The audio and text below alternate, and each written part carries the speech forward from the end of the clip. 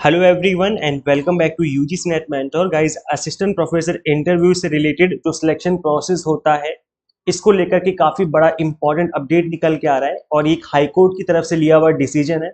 अगर आप फ्यूचर में असिस्टेंट प्रोफेसर बनना चाहते हैं तो सिलेक्शन प्रोसेस को जानना समझना बहुत जरूरी है। इनफैक्ट इस डिसीजन को समझना जरूरी जो कि इस हाई कोर्ट ने लिया है।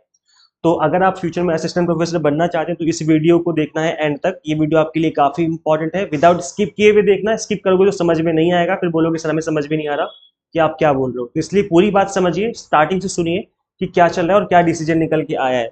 इससे पहले हम वीडियो में आगे बढ़े, मैं आपको रिमाइंड करा दूं कि अभी गांधी जयंती आज ऑफर चल रहा है, आज 2 अक्टूबर है। तो आज अप टू 70% तक डिस्काउंट चल रहा है, सभी कोर्सेज पे डबल धमाका ऑफर है। अगर आप अभी इनरोल करते हो तो फ्लैट एक्स्ट्रा 20% का डिस्काउंट मिलेगा। 50% ऑलरेडी ऑफ था, 20% एक्स्ट्रा डिस्काउंट मिल रहा है। प्लस आपको सभी फ्री मॉक टेस्ट फ्री में दिए जा रहे हैं। अगर आप किसी भी कोर्स में इनरोल करते हैं तो मॉक टेस्ट आपको फ्री में दिए जाएंगे। सिंपली कूपन कोड अप्लाई करना है UGC20 बिफोर बाय ऑप्शन, और जो आपकी फीस है वो ऑटोमेटिकली रिड्यूस हो जाएगी। ये ऑफर आज रात 12 बजे तक अवेलेबल है, इसके बाद ये ऑफर नहीं रहेगा। 2 अक्टूबर लास्ट 12 बजे तक ही ऑफर आपको अवेलेबल करवाया जा रहा है। तो वैसे कौन कौन सी कोर्सेज अवेलेबल है? Paper 1 commerce management and political science के एग्जाम टारगेटेड कोर्सेज अवेलेबल है। इस एग्जाम को फर्स्ट अटेम्प्ट में क्रैक कर सकते हैं अगर आप एग्जाम टारगेटेड स्टडी करें। यहाँ पर कंप्लीट लेक्चर्स आपको बाइलिंगुअल दिए जाएंगे, जो कि आपको लैंग्वेज से रिलेटेड कोई दिक्कत नहीं आने वाली। 100 मॉक टेस्ट मिलेंगे प्रैक्टिस करने के लिए, इन PDF नोट्स होंगे जिनको आप डाउनलोड भी कर सकते हो, मल्टीपल टाइम रिवीजन कर सकते हो। तो किस तरीके से इनरोल करना है? सिंपली गूगल प्ले स्टोर से आपको एग्जाम मेंटर ऐप इंस्टॉल करनी है। अगर आप iOS यूजर है तो उसका लिंक भी आपको इसी वीडियो के description box and comment box में देखने को मिल जाएगा। ओके, तो ऐसे देखिए, ये जो यूजीसी रेगुलेशन है, UGC regulation on selection committee for appointment of assistant professor not applicable to minority institutions, Madras high court. तो आज की इस वीडियो में हम समझेंगे कि सिलेक्शन कमेटी कैसे बनाई जाती है, सिलेक्शन कमेटी में कौन कौन से मेंबर होते हैं जो कि आपका इंटरव्यू लेते हैं। पहली चीज ये समझेंगे हम। फिर हम समझेंगे कि माइनॉरिटी इंस्टीट्यूशंस या माइनॉरिटी यूनिवर्सिटीज कौन सी आती हैं, कौन कौन सी यूनिवर्सिटी जो है माइनॉरिटी इंस्टीट्यूशंस के अंदर आ जाएंगी। और थर्ड हम समझेंगे कि ये रेगुलेशन इस पर लागू क्यों नहीं होंगे, और आपका जो सिलेक्शन होगा यानी जो आपका इंटरव्यू होगा तो उसमें आपके सामने कौन कौन बैठा होगा जब आप इंटरव्यू देने जाएंगे। तो कंप्लीट चीज को जो हम आज की इस वीडियो में कवर करेंगे। देखिए गाइस, हम समझ लेते हैं कि मामला क्या है। मामला ये है कि Madras high court recently held the UGC regulation prescribing setting up of selection committee for the appointment of assistant professor was not applicable to minority institutions। अब हम सबसे पहले ये समझते हैं कि सिलेक्शन कमेटी होती क्या है जो आपका इंटरव्यू लेती है। तो गाइस देखिए, जो यूजीसी रेगुलेशंस के अकॉर्डिंग सिलेक्शन कमेटी जो बनाई जाती है, UGC has regulation for selection committee that recommend appointments to faculty position including assistant professor। तो इसमें कौन कौन से मेंबर होते हैं इस सिलेक्शन कमेटी में? सबसे पहले तो selection committee should include 3 expert in the relevant field और सब्जेक्ट। अब ये जो 3 एक्सपर्ट हैं वो आपके उस यूनिवर्सिटी के भी हो सकते हैं और वो यूनिवर्सिटी के बाहर यानी आउटसाइडर भी हो सकते हैं। बस ये बोला गया है कि आपके सब्जेक्ट के एक्सपर्ट होने चाहिए। सपोज करो अगर आप MCOM करने के बाद कॉमर्स पढ़ाने जा रहे हो तो कॉमर्स की फील्ड के मिनिमम 3 एक्सपर्ट होने चाहिए उस कमेटी में, सिलेक्शन कमेटी में। तो ये जो है, एक तो ये होना चाहिए। सेकंड, इन्होंने बोला that vice chancellor should nominate the expert from panel of names approved by the universities relevant statutory body. तो जो स्टैट्यूटरी बॉडी होगी यूनिवर्सिटी की, वो भी नेम देती है, सजेस्ट करती है वाइस चांसलर को, जिसमें से वो एक मेंबर को नॉमिनेट करते हैं। और कोई बड़ी बात नहीं कि वाइस चांसलर खुद आ जाए उसमें इंटरव्यू पैनल में। वैसे आते नहीं, उनको और भी काम होते हैं, बट वो एक किसी पर्सन को नॉमिनेट करते हैं, कोई मेंबर आ सकता है। नेक्स्ट है, if any of the applicants are from SC ST OBC member, minority, women, differently abled categories, the vice chancellor should nominate an academician to represent those categories. मतलब कहने का है कि अगर सपोज करो आप एक OBC स्टूडेंट हैं, जो एक कैंडिडेट हैं जो कि आप अपियर होने जा रहे हैं इंटरव्यू में, या अगर आप माने माइनॉरिटी या फिर एक विमेन है कि अगर आप इंटरव्यू देने जा रहे हैं, तो ऐसे में आपका इंटरव्यू लेने के लिए उस पैनल में, जो पैनल बनेगा मेंबर कमेटी, जो 5 मेंबर होंगे, उसमें एक OBC पर्सन का होना जरूरी, कंपलसरी। अगर OBC का इंटरव्यू होने जा रहा है या फिर अगर विमेन का इंटरव्यू होने जा रहा है, तो उस मेंबर का, उस जो सिलेक्शन कमेटी बनेगी उसमें एटलीस्ट एक विमेन का होना कंपलसरी है, जरूरी एक विमेन होनी चाहिए।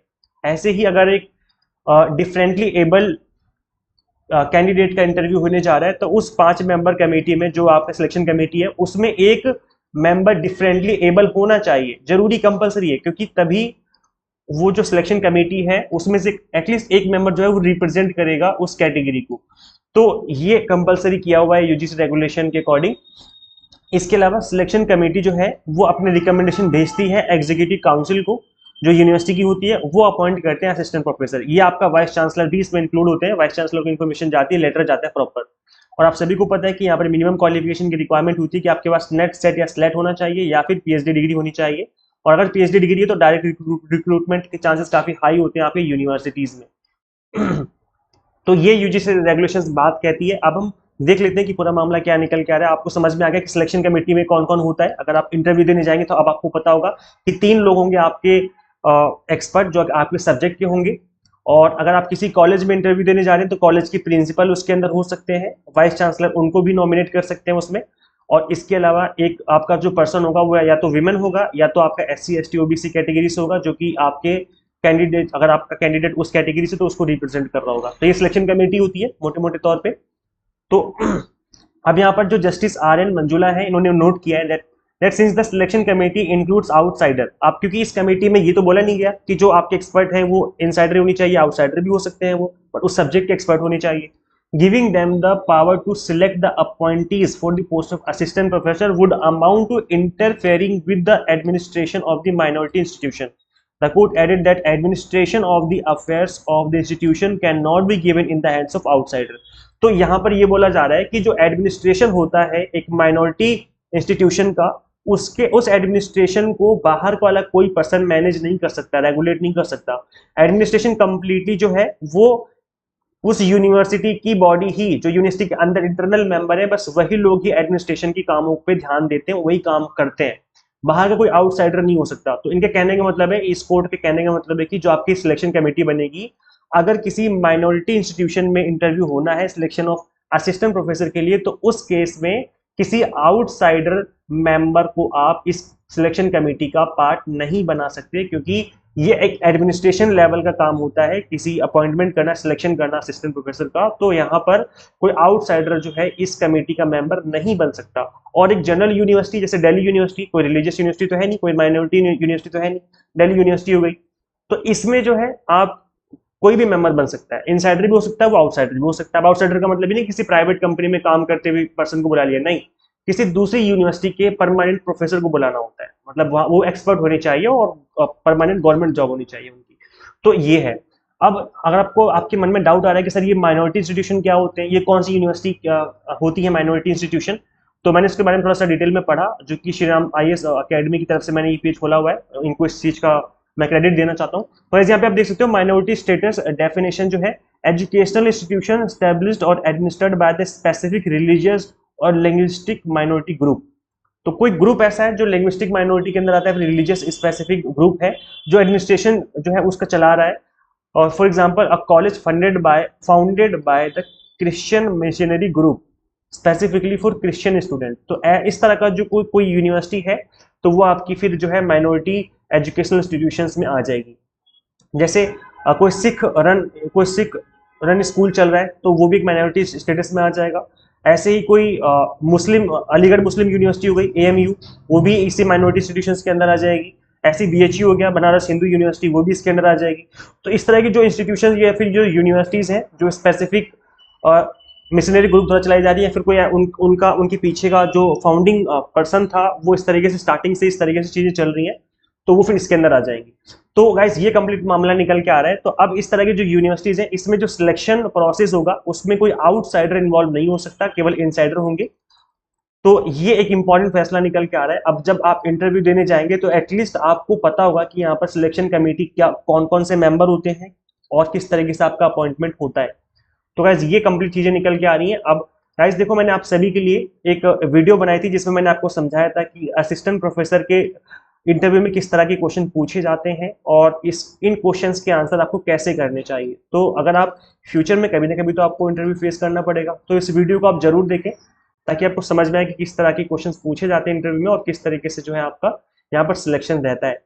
तो वैसे तो इस वीडियो का लिंक मैं description box and comment box में दे दूंगा, अदरवाइज आप हमारे चैनल पे विजिट करके भी इस वीडियो को देख सकते हैं वीडियो सेक्शन में जाकर के। तो वैसे ये पूरा मामला सामने निकल के आया है। और बाकी आप कमेंट कर सकते हैं, अगर आपके मन में कोई डाउट है, कुछ पूछना है तो आप कमेंट करिए, वहाँ पर रिप्लाई करके मैं आपकी हेल्प करूंगा, रिप्लाई करने की कोशिश करूंगा। और इसके अलावा गाइस आप इस ऑफर को अवेल कर सकते हैं। यूजीसी नेट एग्जाम को फर्स्ट अटेम्प्ट में डेफिनेटली क्रैक किया जा सकता है, क्योंकि मैंने भी इस एग्जाम को अपने फर्स्ट अटेम्प्ट में ही क्रैक किया था, और मैंने सिंपल सा तरीका अपनाया था कि मैंने कंप्लीटली एग्जाम टारगेटेड स्टडी करी थी, इधर उधर की चीजें नहीं पढ़ी थी, जो एग्जाम के लिए इंपॉर्टेंट है उनको पढ़ा था और अच्छे से पढ़ा था, तो एग्जाम फर्स्ट अटेम्प्ट में क्रैक हो गया था।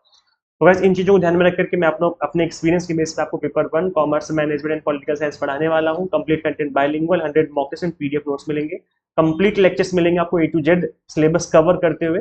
सो फटाफट से अपने मोबाइल फोन में गूगल प्ले स्टोर से एग्जाम मेंटर ऐप इंस्टॉल कर लीजिए। अगर आप आईएएस यूजर है तो उसका लिंक भी आपको इसी वीडियो के डिस्क्रिप्शन बॉक्स में कमेंट बॉक्स में देखने को मिल जाएगा।